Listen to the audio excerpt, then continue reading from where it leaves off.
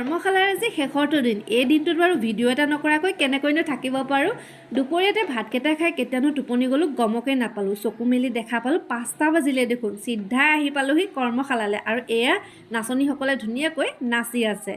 লগতে আজি মনটো সেমেকা, কিয় জানে? কাৰণ ইমান কেইদিন যে ইয়ালৈ আহিলোঁ, অভিভাৱক হিচাপে অন্য অভিভাৱকসকলৰ লগত চাহ চিনাকি হ'বলৈ পাৰিলোঁ, ছাৰ বাইদেউসকলৰ পৰা নতুন নতুন কথা শিকিবলৈ পাৰিলোঁ। লগতে কিংশুক পৰিয়ালটিৰ সকলোলৈ বহুত বহুত ধন্যবাদ যে তেওঁলোকে ইমান ধুনীয়াকৈ এই অনুষ্ঠানটো অনুষ্ঠিত কৰিলে। লগতে ছাৰ বাইদেউসকললৈ বহুত বহুত ধন্যবাদ যে তেওঁলোকে আমাৰ ঢুলীয়া নাচনীসকলক ইমান ধুনীয়াকৈ প্ৰশিক্ষণ দিলে। সঁচাকৈ বহুত ভাল লাগিলে। এইকেইটা দিনত যে মই সকলো কাম বন এৰি এই কৰ্মশালাৰ সময়কণত কিন্তু সদায়েই মই আছিলোঁহি।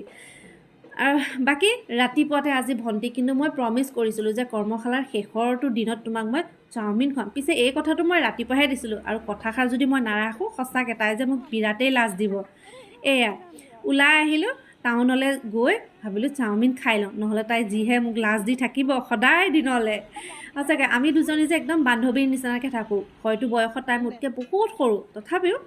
আৰু এয়া চাওমিন খাই আছোঁ। বাকী আজিৰ ভিডিঅ'টোৰ পৰা সকলোকে বাই বাই।